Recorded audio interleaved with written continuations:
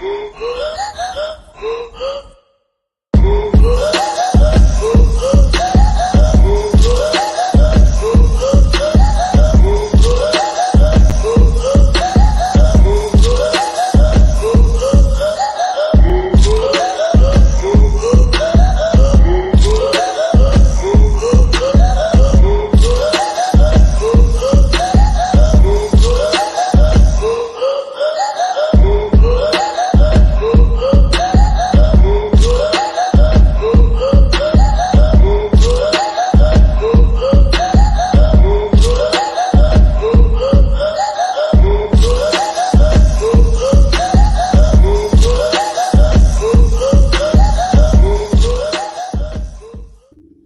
evening, Razorback fans. I want to welcome you to the one, the only Hog Talk podcast live from the Amigo Provisions Company studios. We are part of the Believe in Buzz Radio networks, where you can hear us on all podcast platforms, as well as Buzz 2 106.7 in Central Arkansas. So please like and rate and review our podcast. All live shows are presented to you by Arkansas Brewing Company in Ozark, Arkansas. This is Porter Hayes, and beside me is Jacob Davis, and we are also brought to you by BetOnline, which remains your number one source for all your sports bet seasons, everything from NBA, college, and esports. BetOnline features live betting, free contests, and live scores for almost any sport or game imaginable. The fastest and easiest way to bet on all your favorite leagues and events. Head on over to betonline.ag to join and receive your 50% welcome bonus with your first deposit, and make sure to use our promo code BLEAV to receive your rewards. Bet online, where the game starts. Jacob, fresh off vacation. I mean, very fresh off vacation.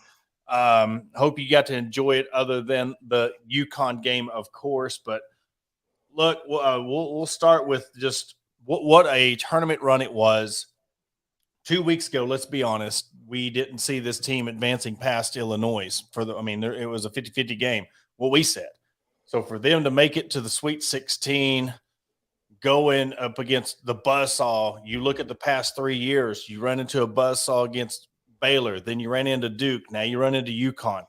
You're running into these juggernauts. When it comes to this type of the tournament, or this point of the tournament, you look at the three things that are in the common denominator. It's the inside. You just run into the inside game that you had no answer for when it comes to UConn, and you've seen what they done to Gonzaga. So it's not like they, I was looking at their schedule, Jacob. They won the Phil Knight Invitational. Yep. They beat Allen. Let's see if I didn't know where I had this written down, but they beat Bama by 20. Yep. They beat Creighton. They've beaten all these teams, and they were beating them by 20 points. Now, they split with Marquette and split with Creighton, but I can't even remember where I put that piece of paper where I wrote those scores down. But looking at the game and what I said when it come to who do you want, St. Mary's or UConn, I was like, well, maybe, UConn because of the inside game, because how they've been with guards. But then you realize just how dominant they were on the inside. I quickly regretted that decision. Yeah, Arkansas, man, it was really a feel-good story, especially with how they ended the season. Like 6 games of their last 9 were losses.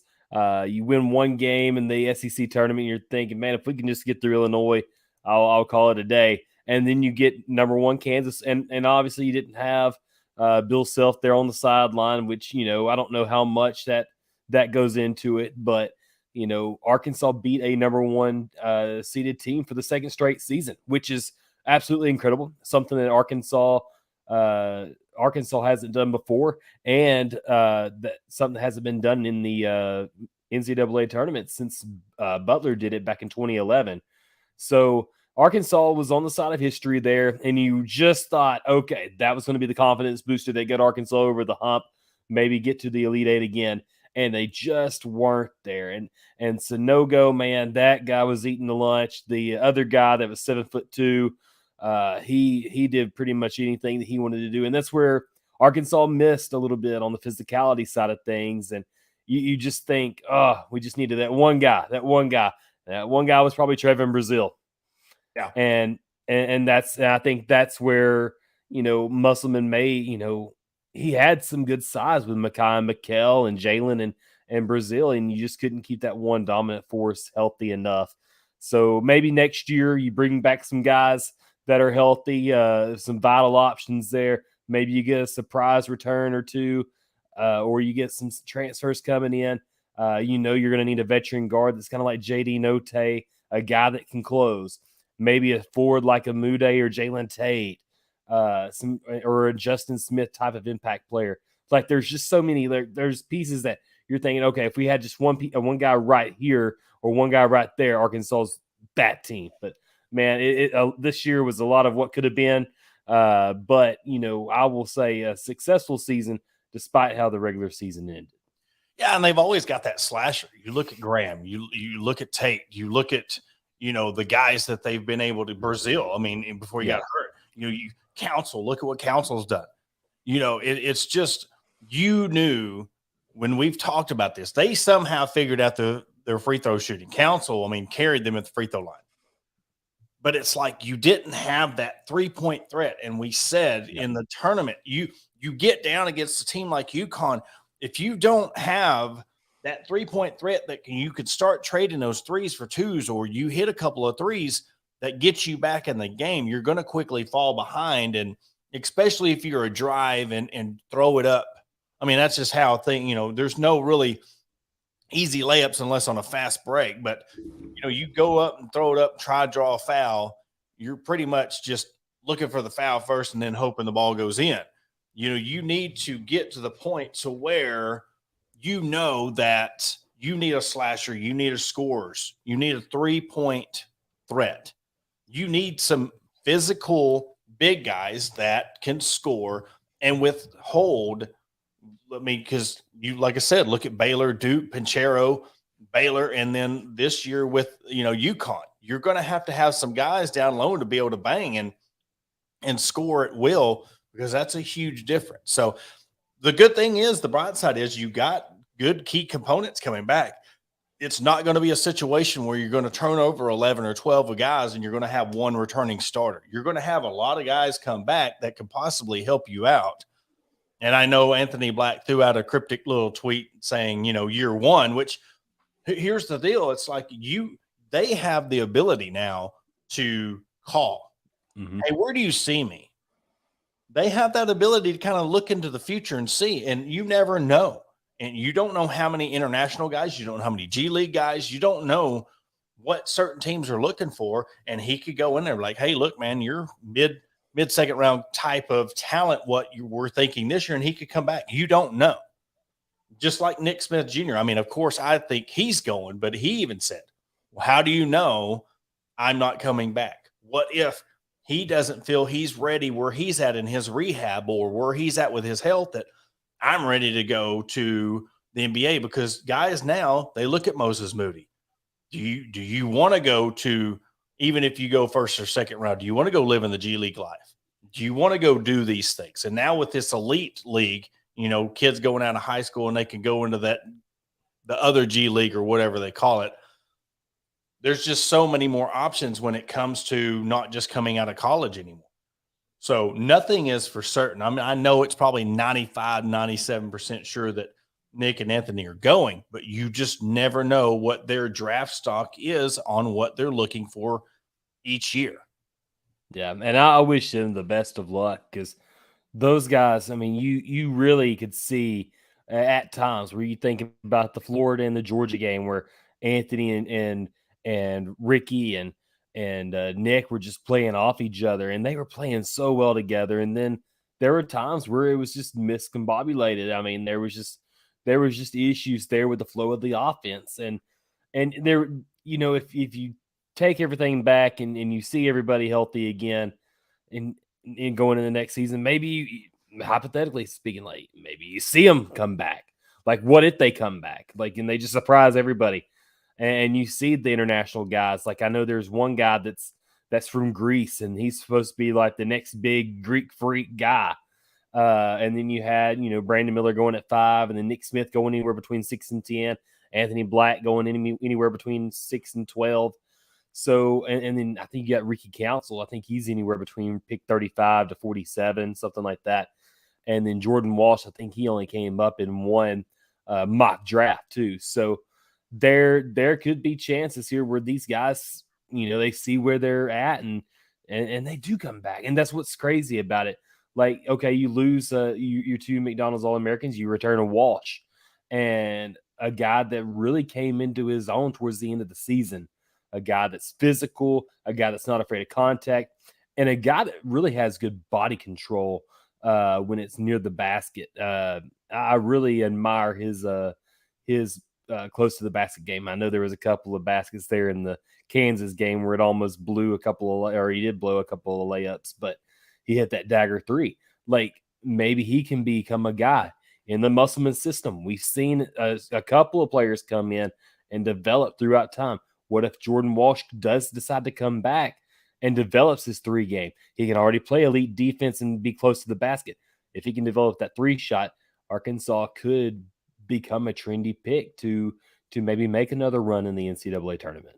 And another thing, along with Musselman, the head coach, he's coached every different league. He knows what it's about. You also got another guy on the staff, and Ronnie Brewer, who's been in the league. He knows what the process is like. He knows what certain teams are looking for. He knows what to expect. And if you got 2 guys who are straight shooters, all right, you're not ready, or this is what you need to do to get to that point. And you see, look at Jalen Williams, look at Moses Moody, you look at Isaiah Joe, getting to the point where, it didn't really quite work out for Isaiah at Philly, but look at how he's doing it in Oklahoma City. Look at Jalen Williams. I mean, dude's a charge machine. You get somebody what's going to separate yourself? Everybody in the league's good. What are you going to do to separate yourself? And look what Jalen Williams was, one of them. He's a hustle guy, but he's having the most success because he is a hustle guy, and he's getting more opportunities. Now he's working on his offense, and he's one of the leading scorers. I mean, that's the thing. Like, he's really proven his time at Oklahoma City. That's all it takes is you look at these guys' jumps, and that's what you're telling to Jordan Walsh. That's what you're probably telling Ricky Council. Hey, look, you're great, but you can be even better. We want to get you from second round to first round. Do you want to be a first-round draft pick next year, or do you want to try to go grind it out in the league? And that's where the NIL comes in. What if we can get you a little bit of money to stay in Fayetteville, play one more year, and get you some money, that just enough to get you to stay, and then in return, you're going to go from a second-round draft pick to a first-round draft pick. Thank you, JB Hunt and that family. Like, they are totally, like, I wouldn't say indebted, but they have spent so much money in the basketball program. And that's what's great with the AIC. Is that what it's called? The NIL fund that they has. I think it's it's flagship is what it's called, because you got to go through the flagship, the one Razorback flagship. Yeah, but I know what you're talking about. Yes. So the Hunt family, I mean, they have spent a lot of good money through that, and Hunter Yurchek, he'll tell you too, like, but man, I really do. I really like what they're doing, because JD Note was the first guy to sign with them. And then, you keep on funneling that money in there, and then let these guys develop. I really want to see maybe what Ricky Council can do in another year in the system if he decides to come back. Think about the big guys. Like, you remember seeing where Jalen Williams was his freshman year compared to his sophomore season. When I remember last January, and he started Jalen Williams started going on that double streak. And I said, this guy, if he continues to develop right now in December and January, he's going to end up being drafted. And people were calling me crazy. I said, he's probably going to be maybe a late first, early second. Ended up being a very, very early second round pick. And he kept on developing. What if the Mikal and Makai Mitchell twins come back and they continue to develop? What if Jalen Graham learns to play defense? His offensive skills are great. What if he learns to play defense and develop through this Musselman system instead of transferring? What about the Joseph Pinions? What if the Darian Fords? What about the Barry Dunning? Like, there's a lot of key pieces that I think maybe Arkansas was just a year away. Maybe that could have been it. We thought maybe having 3 McDonald's All-Americans was going to put Arkansas over the top. But you develop these guys, keep them in the system. You've got Devo coming back. There's no denying Devo's going to be back for his senior year. There's no denying that. 2 more years, though. He's got 2 more years. Okay, he's got 2 more years because he has a COVID year. That's right. Exactly. But that guy, he's developed through the system. JD Notae's developed through the system. You talked about Stanley Amude. He developed through the system. Like, there's a lineage of guys here under Musselman. Isaiah Joe, Mason Jones. Like, there's just this timeline of players that have exceeded expectations under Eric Musselman. And what's next? Who's the next guy to take that step? If you could get a guy, and I was thinking about this today, if you look at Jalen, and he was your charge machine, and he could get you some points. But if you get a guy like Jalen Williams or Kamani Johnson, but could get you 15, 17 a game, average. Yeah. That is the ultimate weapon. If I could pick anything, because you're always going to have your guard play.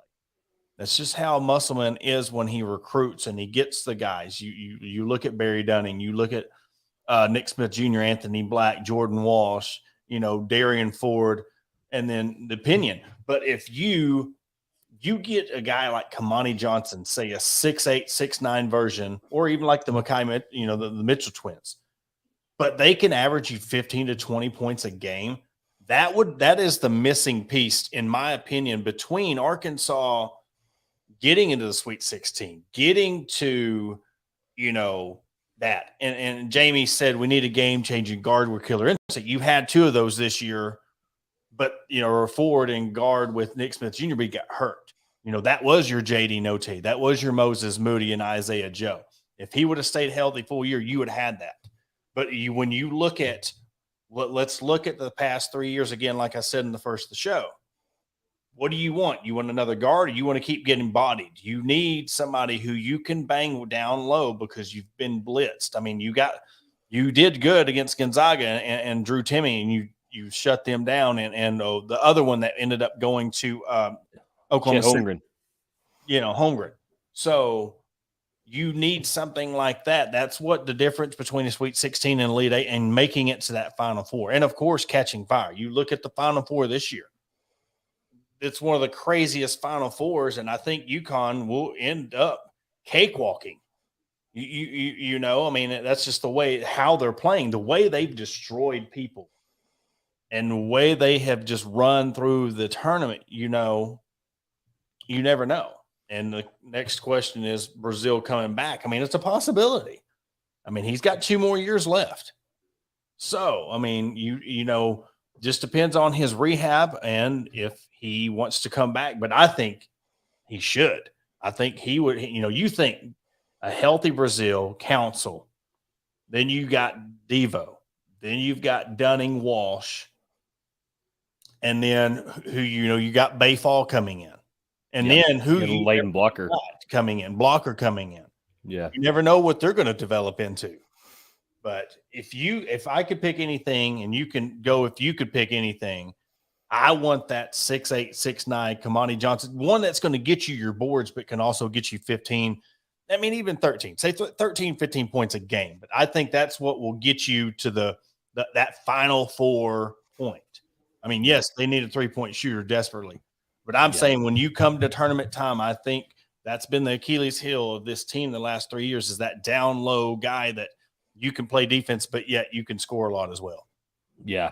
I really want both, to be honest with you. I think that's what he needs. I think if Musselman wants to be hit, if he wants to break through that Elite 8 ceiling, he needs to go get a couple of 3-point shooters and maybe 1 or 2 big men. Maybe if you keep the Mitchell twins and then you maybe bring in a guy out of the portal. Like, there's one guy that somebody DM'd me about yesterday, another Utah Valley State center.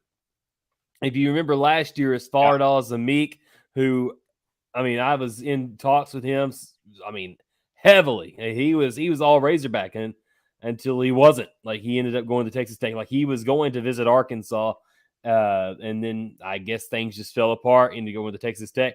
Texas Tech wasn't as great as they were supposed to. Now they have another guy that's averaging like 16 and 11, 6'11" center.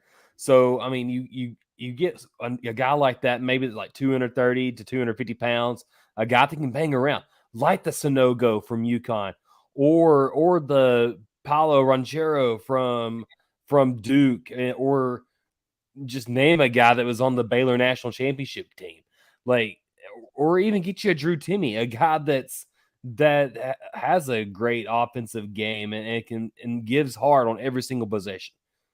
But then, you know what we haven't seen under Eric Musselman since the first year was that 3-point ball, the deadly three, because Arkansas could play really good 3-point defense, and they were leading the country in it at one point, his first year. But they were also leading the country in 3-point shooting that year too, in Mason and Isaiah. I think Arkansas really needs to think about getting a big time, or maybe one or two big time guards that can shoot the three, maybe get a big man, and maybe a veteran point guard to go along with leading blocker. Well, and there's rumblings, you know how message board talk is, and people talking that there's a guy out west that could possibly enter the portal. Guy out there at Oregon who is from Arkansas. And, I was just, looking, heard the name in the rumblings and heard the name and, who might in the wish list. Everybody's got a wish list. And Arkansas, you see the names every time who they've contacted in the transfer portal. And it's like, you see the list. But, he had a 3-game stretch against UConn, Michigan State, and Villanova where he scored 18, 17, and 13 and had 9 boards, 9 boards, and 7 boards. So look at that, what I was talking about, the 18, 9, 17, 9, and 13, and 7. You can get that, and he's at 7 foot. That would be huge because we're talking about this 3-point threat, right? Yeah. What opens up a 3-point threat more than a guy that's the inside where you pitch it down, you kick it out? I tell you what, this offseason, I would have Pinion out on 3-point line, shooting 1,000 shots a day, and 500 of them he's getting hit. Contact. Boost that kid's confidence when he shoots it. No matter somebody's running at him, I would have 3 guys just running loops, running at him, and firing, hitting him, touching him, doing anything, everything to throw him off. Make him an elite shooter, and then you add a guy like Ware, like I said, if he decides to enter or what's going on, but that would be another name that you get a guy that can get you those type of numbers. That would be lethal with all the guard play. And you don't need someone like Pinion to give you 15 points. You get that kid to get you 6 to 9 points, 2 or 3 threes a game. That is what you would need. You're talking about a role player, somebody who could get you 2 to 3 threes a game, clutch. Yeah. That would make that would get you to where you're a legit contender for the national championship.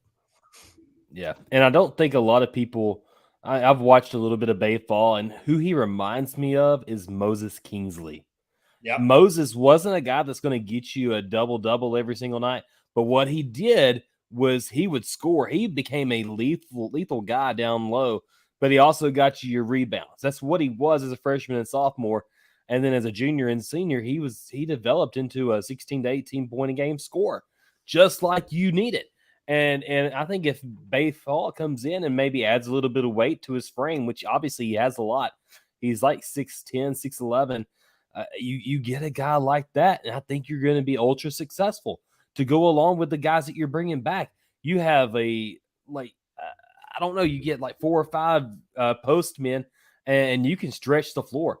Think about it, Trevin Brazil, play power forward, but he's a stretch forward. You have Bay Fall, who can also shoot the ball mid-range, but also be a guy, him and Brazil, be guys that can protect the rim at 6'10", 6'11". And then, I mean, that's basketball. Then you don't have to depend on the ISO game as much. You can maybe run a few more sets. But the way Musselman runs his offense and runs his team, he does love ISO. And I like ISO too, because I think it's fun to watch guys that have been very well trained, very good ball handlers, and be able to go in ISO like that. I think it's fun to watch. But I really think, you have like a Brazil or a Fall or one of the Mitchells down low to spread the court out. And like you said, I really think maybe have an opinion out there. And I think that's a really, really good scenario there for Arkansas to be successful going into next year. When you look at Bay Fall, you averaged 16 points, 9 boards, shot 82.5% from the free throw line. You talk about another thing weird. the struggles down the stretch of that free throw shooting. He's got Yes. all of it. Now, again, there's a difference between high school and SEC ball, but we've seen freshmen come in. You get them in the right program and the right strength and conditioning to get these guys ready. You never know. But I mean, you just look at it's going to be a different team next year because there's going to be more coming back that's still in this system. There's not going to be that turnover rate. Of course, you're probably going to lose 3 or 4 of your best scorers, but Arkansas's done that ever since Musselman's been the coach. It's nothing new to him. I think it's going to be more of a refreshing breath of fresh air for him, knowing what he's got coming back next year, opposed to trying to rebuild a whole staff. Now, I know he's going to go to the portal and stuff. So, again, I mean, you've only got room for so many people.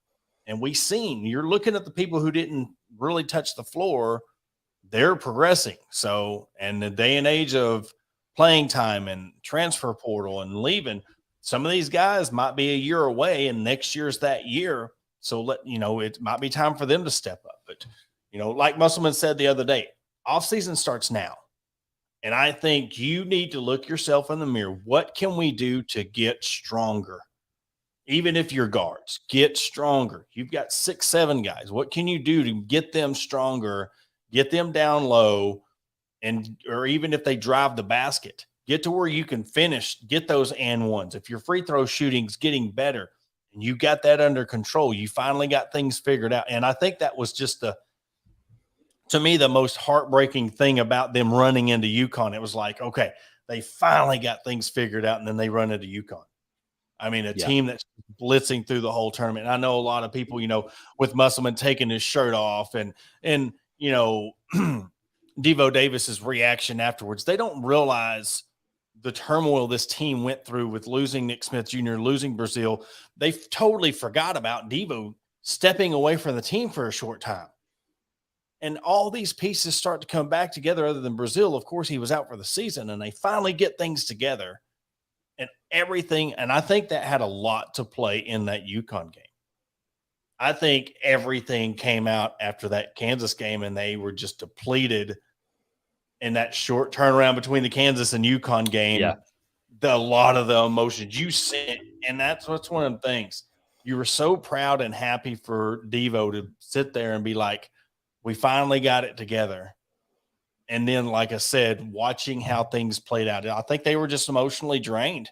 And it had nothing to do with Kansas. It had to do with the win over Kansas, and then everything compiled. And that's what I think that's what's so irritating to me when it comes to social media is like, well, y'all just beat Kansas and y'all act like it was a Super Bowl. No, they went to the Sweet 16 after people were writing them off, even including us at times. Were saying you might not make the tournament.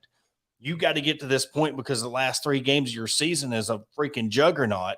You might go to the NIT. Everybody, unless you're just inside the team and you just believed in them, not once. I don't think there was hardly anybody that didn't doubt this team at some point this year. And if you say you didn't, then you're lying to yourself, because everybody at one point this year doubted this team. They did, and I did. Like when Arkansas lost those 3 games against Alabama and Tennessee, and I mean when they got whooped by Tennessee, I thought there were some issues. And then they come home, and then and something just didn't seem right against Kentucky, and then you got back on track against Auburn, and you lose another 13-point lead against A&M in the SEC tournament. I thought that they were not going to. There was no way they were going to advance, and then when you saw the raw emotion of what Devontae Davis was displaying, like that guy, and I've been wanting to say it for a week now because I've been on vacation, but I told my father-in-law while I was sitting there watching it, it was like he was playing out of his mind, like he was having an out-of-body basketball type of experience. I've never seen anything like that before. Like he was around the ball the whole time. Like he put his heart and soul and all his energy into winning that game because he was single-handedly putting his team on his back. And if anybody was doubting Devo before then, you can't doubt him now because he is a team-first guy, and he's going to take whatever it is to go and hit that next level. He wants to see and get Arkansas to a Final Four. And heaven help him. Like, I want to see him be able to help lead this team to the next level, to reach and break that ceiling of the Elite Eight under Eric Musselman. I want to see Devo be able to do that. And if he does have 2 more years here, so be it. I want to see him do it. I think he has the characteristics of a great leader and a guy that loves his teammates and loves the state of Arkansas. And I think the fans are going to enjoy it. I think he's going to live it. I think Arkansas can, as long as he's there, Arkansas is going to have a chance in March. Well, we'll touch on more on that after the break. We're going to give a word to our sponsors. And when we come back, we'll touch on more of the basketball season, what to look forward to next year, and even touch on Arkansas's series loss to LSU. At Fordham Lee Distillery, our bourbons look as amazing as they taste. A delicious, high rye bourbon aged over 6 years. Fordham Lee is a company founded on the principles of great folks and spirits worth remembering. Look for Fordham Lee brands at Walk-Ons, Liquor World, Buster's, and soon everywhere in Northwest Arkansas that serves fine spirits. Fordham Lee Bourbon says, please drink responsibly. 21 means 21. Fordham Lee Distillery, blended and bottled in Middletown, Maryland. Shelby Taylor Trucking serves all your timberland needs in South Central Arkansas. With over 50 years in the industry, Shelby Taylor Trucking has established themselves as trustworthy leaders in the industry. From planting to harvesting to hauling your timber, Shelby Taylor Trucking is ready to serve you. Follow them on all social media platforms at Shelby Taylor Trucking. Learn more by visiting their website at staylortrucking.com. That's staylortrucking.com. McCoy Tiger Drug Store of Sheridan, Arkansas has been the top pharmacy in all of South Central Arkansas since 1895. They were also the 2020 Good Neighbor Pharmacy of the Year. They not only fix you up with your prescription with timely and friendly service, but also an elite gift shop. All your OTC needs, baby and wedding registries, tuxedo rentals, and much more. They're located at 821 North Rock Street in Sheridan. Give them a call today at 870-942-5121. And welcome back to the Hog Talk Podcast. Give a shout out to our friends over at Arkansas Brewing Company at 201 South First Street in Ozark, Arkansas. And you heard our partners at Fordham Lee Distillery. You can find the Fordham Lee Bourbon at Arkansas Brewing Company. So go down there, see Chris and Destiny Brockett at 201 First Street, Ozark, Arkansas, for some good times. And they always having karaoke, lunch specials, Thursday through Saturday, Sunday. And then they're always having night specials, dinner specials, prime rib, karaoke, band music. And with the days getting longer, they're going to start doing bag tournaments and more outdoor stuff with the things in downtown Ozark. So go down there and check them out. And Jacob, tell them about our friends at Amigo Provisions Company. Yeah, if you want to look good throwing bago, go get you a Frio Tech shirt, Razorback camo from AmigoProvisions.com. It is a lightweight shirt, and they're just as cool as they are comfortable. I wore mine while I was on vacation. That's why I don't have it on. Get that back. I'm going to wear that sweet baby, and it's going to be the tailgate if you wear it on opening day of baseball season, first week of football season, or wherever you want to wear it. It's a soft, lightweight material, button-down collar, side and underarm ventilation to keep you cool. No shrink, fast dry, and officially licensed Arkansas Razorback pattern. AmigoProvisions.com. And man, looking at the shirt, man, it is really cool to see how, if you're looking at the shirt and you're looking at the camo, how they blend in the state of Arkansas. They got it green and red, and then they've got the Razorback blended in the red. And how it all comes together. It's really, really cool. Have yet to get my stuff. I've got it ordered. It's coming in, but it's just the fact that it's different. It's one of them, and they have different schools that they promote. So it's really cool that they have included, the Arkansas logo and the state of Arkansas in their camo. Yeah. So it's really cool. If you go to, like you said, AmigoProvisions.com, and as soon as it comes up, you'll see right there the Arkansas camo. It is licensed merchandise, so you go in there and get you, and they got everything up to a 3XL when it comes to the shirts. And I've even seen they just now released some shorts. I don't know if it's branded with the college yet, but they have just got some shorts in just recently. It's called the Milagro short. So I've been checking out a pair of those. And it's affordable. It's not, you're not going to have to pay 60, $70 for the shorts. The hats run you about 35, 40. The shirts, they run you about 60 to 70 because they're made out of their grade A material.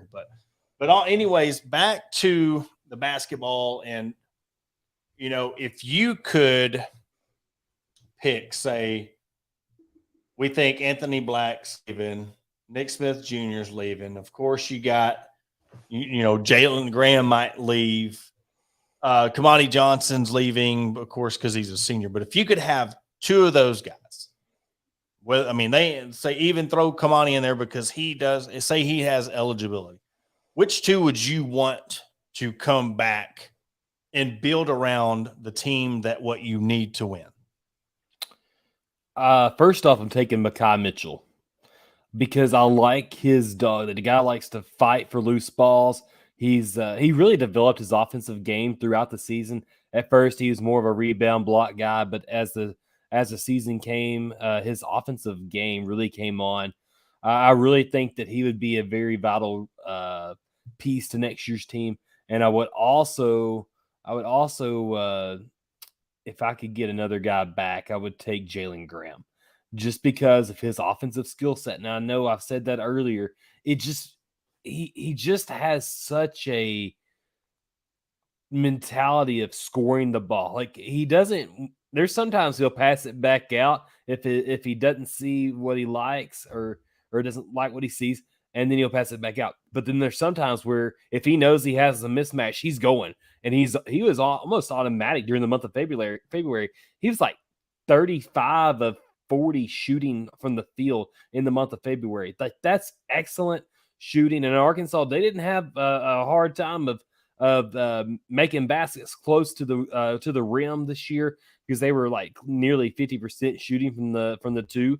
They just struggled from three. But I really like, if I could have those two guys back at the post, I really think you could add some guys in the guards out of the transfer portal.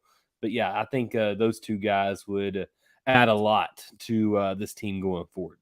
I'm going to go chalk. I'm going Anthony Black and Nick Smith Okay. Jr. Because and it's the easy thing to say, but mine is the fact that I would love to see a full year healthy, those guys in an offseason in Eric Musselman's system. And we're talking about these guys always peak because you're trying to get this team together and gel by January or February. You look at this year, it happened in March. I would love to play rewind on this season and give Nick Smith Jr. and Anthony Black a full healthy season. Those two guards going out there and reading each other, knowing where each one of them is going to be, including a guy like Blocker next year, including a guy like Fall coming in, and you have a counsel if he stays, like in Jordan Walsh. You got the guys, what we say, and what you get. You can go get some of these other dogs in the portal that can give you a year. But I think it would just be so much fun to see Black and Smith Jr. in a full year healthy, running that 1 and 2 together. And just what we've seen early in the year with Lobville, seeing what this could be. Just already the instant nostalgia of what we could have had with this team if they would have. And I know we've said that so many years with so many sports when it comes to the Razorback athletics of what if we could have had this. I think this could go down as one, even though they made it to the Sweet 16. What if Trevor Brazile and Nick Smith Jr. were healthy for the full year? What could have this team have been? I think it will go down as one of those what ifs. Yeah. And I really thought, and I had Arkansas in the Final Four. Like, I know that's kind of crazy to say, but I really didn't see UConn coming on with fire like they did. But I had Arkansas in the Final Four facing Texas. And, Texas lost earlier. I thought Arkansas and Texas, when they were completely healthy and they had their full staff of coaches, I thought Arkansas and Texas were the two of the best teams in the country. And I will still go by that. And Texas lost today, and Arkansas, they lost against UConn. And it just kind of, you're just like, man, what could have been? Because Texas could also be like the what could have been too. But yeah, I really thought that Arkansas was close this year. At times, I thought that they were doing the best with the hand they had dealt when they won those 5 games in a row in conference to get back to 500.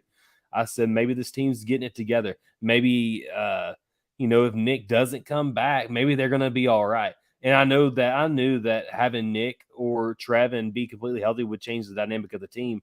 But I thought Arkansas was actually hitting a groove there mid-season, and it is what could have been, and we've talked about what could have been with the pop fly, what could have been with KJ Jefferson would have stayed healthy in football. So many what ifs. Warner wouldn't have fumbled the ball. Oh God. Which one? All right, off subject. Which one's worse? Which one hurt worse? The pop fly. And let's leave. I know it's easy to say the baseball one because it was the national championship game that would have won the national championship game. But to me, and I guess it's my age, that Stoner fumble hurt me to the core because of just what it could have led to. And the fact that Tennessee ended up going on to the national championship. And then, of course, that next week, you lose by a field goal to Mississippi State. I don't know. That's just me. And again, could be just because of my age. But I think that and you could even throw the Reggie Fish punt fumble, in there. The top 3 would be, the pop fly, the fumble, and the Stoner fumble. But to me, there's something about that fumble that hurt worse than the pop fly did. Yeah. So I did not get to witness the Sterner fumble. I was 7, so I really wasn't. I wouldn't. I know you're. I know that makes you probably feel real old, even though we're like 10 years apart. But still, I was 7 at the time, and looking back and knowing what you know about losing to Mississippi State, like what if Arkansas had beaten Tennessee? They probably don't go on the road and lose to Mississippi State the next week. Yeah. They probably run through the regular season undefeated and go to the SEC championship game. And I don't know who. I guess they would have rematched Tennessee in the SEC championship game that year. Am I correct? Like 1998. I don't know how that would have all played out if they lost. I don't know if Tennessee lost a game after Arkansas or they'd already lost. I don't know what their schedule was. I want to say they were both undefeated, but okay. I would say so because that was before that was the BC. Well, that was even before the BCS era, right? That was the year before. They were right on the outside. BCS Michigan won the first BCS era. Yeah. So, I'm trying to think if that would have been the BCS because did Michigan win at 98? Or was that Michigan did not win in '98? Michigan and Arkansas met in the Citrus Bowl that year. Okay. I'm trying to remember. I'm going to look it up real quick while we're just talking. But the what ifs. If Arkansas had actually caught that fumble and Reggie Fish not fumbled it, you're up what was it, 7 or 8 at the time, and you still probably didn't play for the national championship that year because Arkansas was already the number 8 team in the country and Florida is number 4. So you're probably playing for a BCS bowl game that season. Well, and then you even got the scoop and score at Ohio State. I mean, you could throw that one in there. And it's not just and again, another one that didn't win you a national championship, but what would have it done to the trajectory of the program? That's again what I look at. Right. Would Bobby Petrino, would the whole fiasco with that been swept under the rug if he would have won that game? You don't know. You can't sit there 100% sure if he would have won that game against Ohio State and won the Sugar Bowl. Does that kind of even get reported? Does that even become a story, or not a story, but he kept his job? You never know when it comes to that. No. And I mean, really, I think if you lie to your boss, I think that was a deal there for Jeff Long to get out of it, because who knows? Did Bobby Petrino even or did Jeff Long even like Bobby Petrino when he hired him? Or did he just feel like, oh, Bobby Petrino just fell in my lap, I better hire him, or I'm going to hire Jim Grove from Wake Forest? Because that was almost what happened there. But the thing is, doesn't matter if you're winning bowl games and you're bringing millions in. Look, I mean, I know we've beat this like like a dead horse. But look at the Alabama situation. If Brandon Miller wasn't the person that he was on the team that they were, what would have happened to him? Right. If they lived in another state, what would have happened to him? We see this. Look at LSU. Look how long it took Will Wade to finally get going. Look at all the stuff that's going on at Kansas. And, it's crazy the things that the NCAA picks and chooses on what they're going to punish and who they're going to punish. So you never know if the things change, what's going to happen. Right. So the 1998-1999 NCAA bowl games would have been the 99, what they call the 99. That would have Tennessee won it the 98 championship. Yeah, in the 99 in January 99. Yeah, beat Tennessee that year. But yeah, what if Arkansas goes through that and instead of losing and having to play Michigan in the Citrus Bowl, Arkansas could have been there playing against Florida State. And I mean, Florida State at that time was simply incredible under Bobby Bowden. Like they were, Arkansas probably wouldn't have matched up well with them just because the ACC was just incredible was that the Big East? Florida State was still in the Big East at that point. Like Florida State was just in a league of their own in that time. And I just don't think Arkansas would have probably matched up well with them. But you think about the baseball pop fly, and you're basically one out. It was a 2-2 count.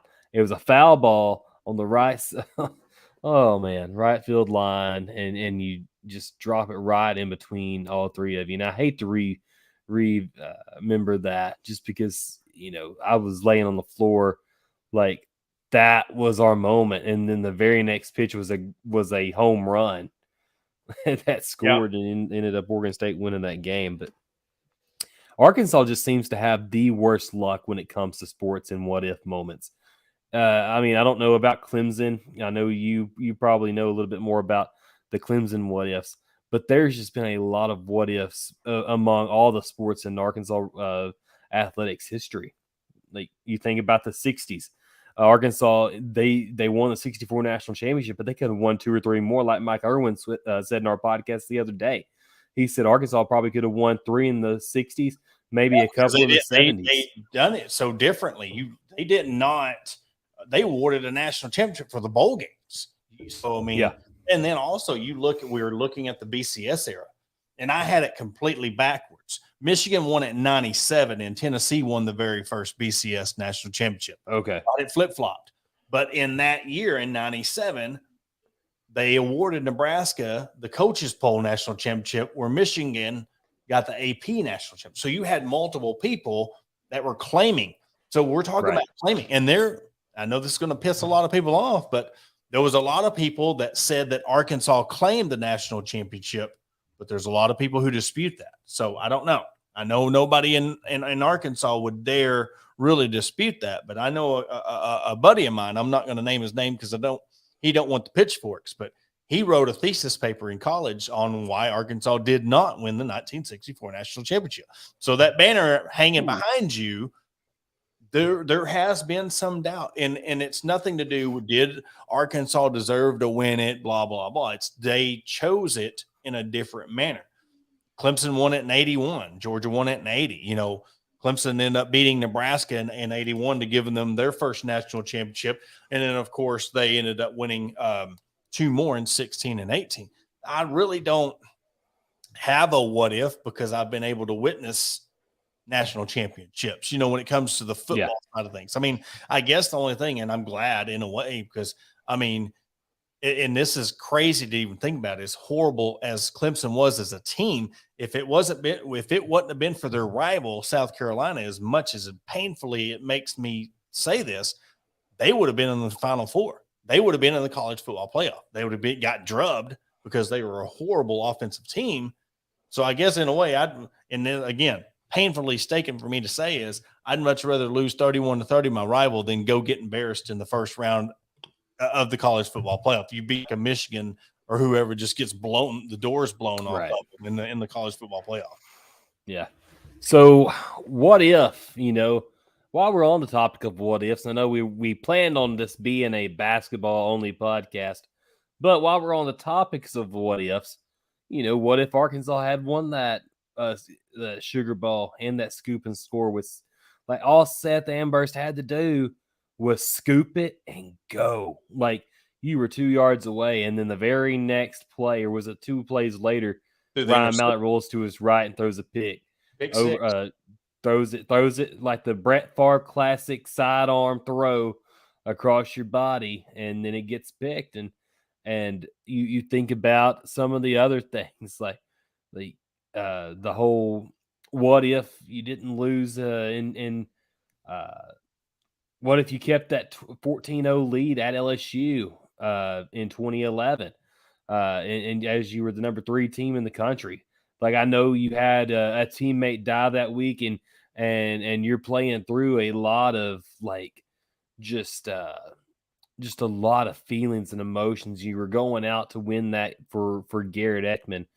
Man, you were so close to that. And then you think about 2012 with the fallout there, and then what if Brett Bielema had beaten Alabama in 2014? What if he had figured it out sooner? Arkansas probably would be in a different place, and you probably would have never hired Chad Morris. What if Gus Malzahn, the whole thing, and the Gus Malzahn Houston Nutt stuff? What if that kind of stuff happened? We I had don't remember who it was with USA Today that does those what if deals and just goes on and on through a Twitter thread of what if this thing actually happened? How would it affect the world of college football as we know it? Like that's what's crazy. We had a guest on, and I don't know if you remember it or not, but he threw out the what if the Springdale Five didn't. None of them went to Arkansas. Ben Cleveland, wasn't it? Or was it? It wasn't in Cleveland. It was one of the coaches. He coaches up in Northwest Arkansas. He went to Notre Dame. But there was a point in time where Mustang was either going to Texas or Notre Dame. I mean, the whole Springdale Five, there was a chance for those guys to. None of them went to Arkansas. There was a possibility, and just folklore and tale of the fact that Malzahn, his job at Arkansas rode on that. So you want to talk about a what if? What if the Springdale Five never comes to Arkansas? Would Gus Malzahn be in Orlando, Florida right now? Would he be the coach? Would he went to Auburn? Would he have been a head coach of Arkansas and then flamed out and never got it? What if Mitch Mustang would have never went to Arkansas? And would that have led to Darren McFadden not coming? You never know. You're talking about these rabbit holes. McFadden was already there. But McFadden was a sophomore that year. Mustang was a freshman. Yeah. So, but what if the Wild Hog wasn't invented and Darren McFadden didn't flourish into that beast that he was? Yep. He could have been like a LaDainian Tomlinson, but it's just the fact Yeah. he was that good though that they knew it was coming. He still couldn't stop him. So I mean, I don't think that would have happened, but it's still, you just think about the what ifs, and then you start. It's almost like you're peeling an onion. You're like, oh, this layer. Oh, there's another what if. There's another one. You could just go through history of Arkansas, and that's just touching the football. Now, what about basketball? What if Tyus Etney wouldn't have never made that layup against Missouri, and UCLA ends up beating Arkansas in the 95? I mean, that's the thing. Yeah. You look at it. UCLA went coast to coast, and Tyus Edney laid the ball up at the last second to even get them to the point where they played Arkansas. So, I guess that's, like I said, again, where my age comes in. I can remember a lot more things that happened, that those what ifs that I remember seeing. Yeah. The only memories that I have is, going back to the Matt Jones days. That's probably as early as I remember, seeing things. I've been able to watch. Thankfully, we've had War Machine. He had him on episode 6 of the Hog Talk podcast.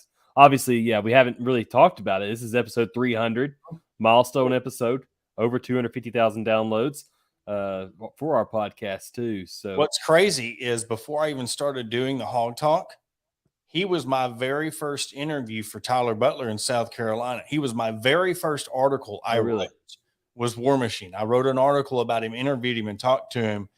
And that was the very first thing. And then I wrote about, my son's track and field meet in Greenwood. And then after that, that's when I started joining the podcast. But it's crazy how all that correlates. Yeah, it was crazy, like how War Machine was on, and we talked a lot of history, and how he's gone through it. We talked about some what ifs with him. I think that was episode 6. Episode 10 was Ben Cleveland of the Springdale Five, former Arkansas tight end.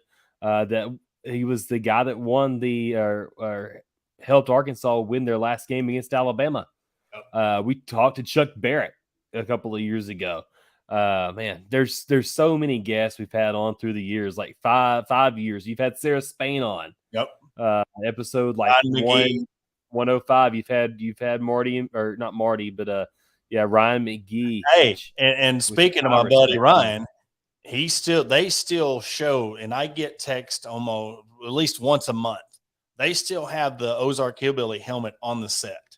Yeah. Because when we had him on, I promised him a book. I'd buy a book, and I sent him a Ozark Hillbilly football helmet, and they still run it on the set of the Wilderness Lodge. I think it was funny. A guy, Aaron Weatherford, he does the 8-man football thread of the state, and they done the history of Arkansas, and they're like, who's got the coolest high school football helmet? And I said, well, I don't have mine. Ryan McGee up in Charlotte has mine. And they're like, mic drop.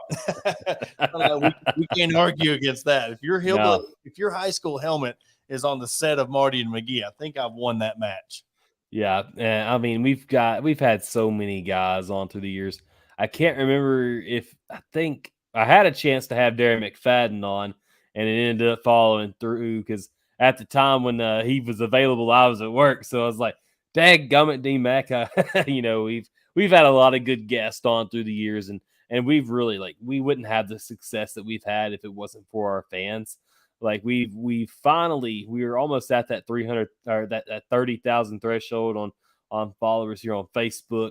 I think we're closing on 7,000 on Twitter. Like there's just it's been a lot of hard work, and if there's anybody watching like that are content creators, I've been all over the place. I've written, I've done podcasting, we're doing live shows. Like stay with it. Like if you want to achieve something, you stay with it.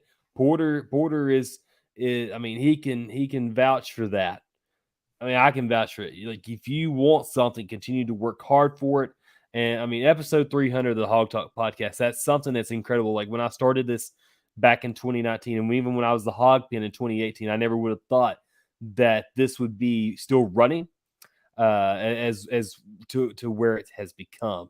Like now we are, I mean, people look for us for news. Like that's really remarkable. We cover every single sport. I don't.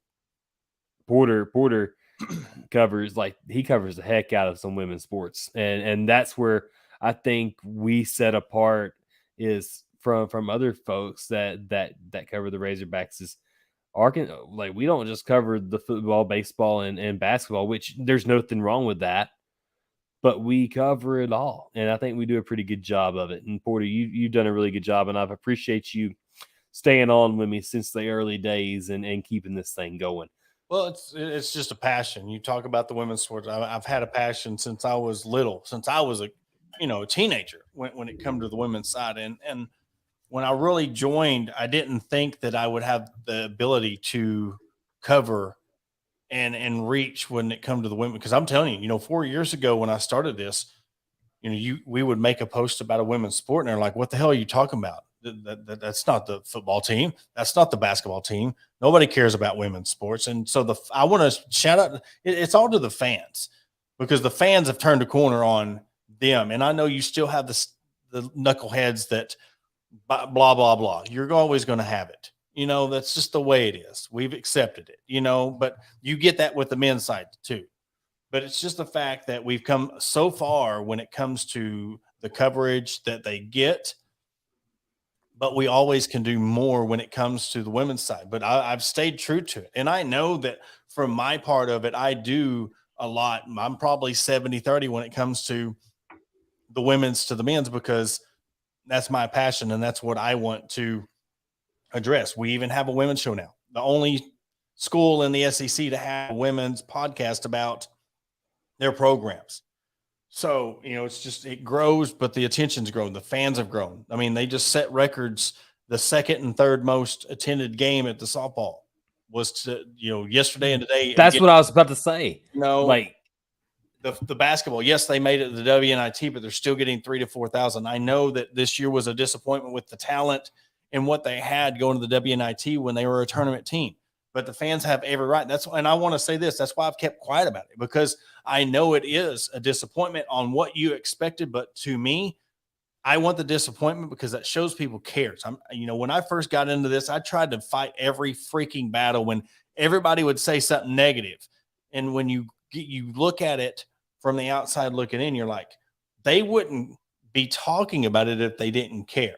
So they care. They have expectations. The softball team has expectations. The soccer team has expectations.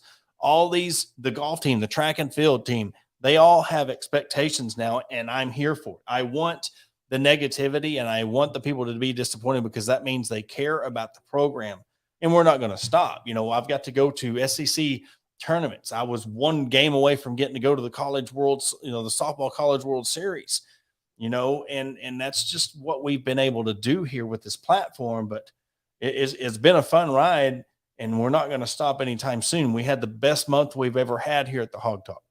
But I do want to bury the hatchet on something, and this is no dig about anything, and this is not to bring any old shit up. Excuse my language, but we won't put that on the radio. I want to bury the hatchet on something. We left somebody out, and I want to bring it up. And it's no dig at you. It's nothing. This is nothing that whatever. But we had a guy leave, Ty Hudson leave, parted on. We had a disagreement on things. We had a split. That's the way you fans, you can take how you wish with it on what you want and how you want to perceive it. That's fine. But I can't sit here and say that where we are today and where things are, if we didn't mention he was a part of the show, he helped you build it. So, I do want to correct that. I do want to say that Ty and you created this. Y'all wrote it. Y'all brought me in, and we had a part. I'm not going to hash up why, who, what, when, where. That's not the point of it. The point of it is we can't not talk about the history of this show and not bring him up, because he was a part of it. Now we went our own separate ways, and he's doing his own thing now. That was years ago. So I feel like we can bring it up and we can talk about it. So, but he does deserve, no matter what our feelings are, and we could pass each other in the street and not say a word to each other. But I just think that it's important that we have to, as grown adults, mention that he was a part of the show and he helped build Absolutely. this. So, and again, Jacob, it's nothing. It's not a jab or to say because you didn't include him in the tweet to make it's just the fact that I think it's only right, because if it wasn't for y'all, I wouldn't be here. So I got to sit there and throw acknowledgement where it's due. Absolutely. But yeah, man, it's been a fun ride. Like, man, Ty was he was a heck of a guy. He could get I called him Mr. Entertainment because that guy, he could control a show like no other. Man, he was special. He is a special guy, and I know he's doing well at his show. Yeah, with what he's doing with Hog. I think he still is. I don't know if he's still affiliated with Hogville or not, but I think he's done a good job. I've kept up with him over the years. But yeah, he's solid. Like he's a good dude. So you had nothing to do with that part of the history of it, because you had moved away, and it was with me and Kyle and Cabo. But it's like I said, even with whoever it was, and I know there was a lot of people who were upset with the issue, and I apologize to that. I apologize to all of the people that were bothered by it. We had a business-like approach to it, and we weren't at the point at that time that you could sit there and not go back and forth, and nothing would have ever been resolved. But I think a couple of years now, we can sit there and say that, hey, we do have knowledge that he was in fact a part of the show, and he did help get to this point to where it is. Absolutely. Yeah. Episode 300 of the Hog Talk podcast.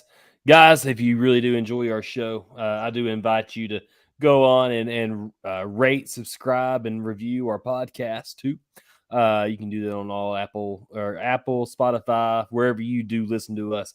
You can catch us there, or live anytime on Facebook, YouTube, Twitter, and any other social media platform that you can think of too.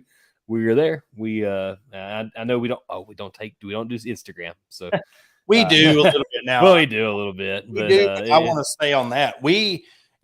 Go over to our Instagram page because I do a lot of sponsor sharing on our Instagram, promoting our sponsors on the Instagram.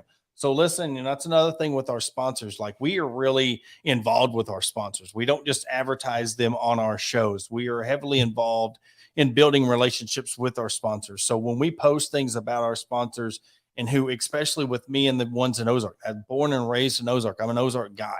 So I love to promote my hometown businesses who have helped me.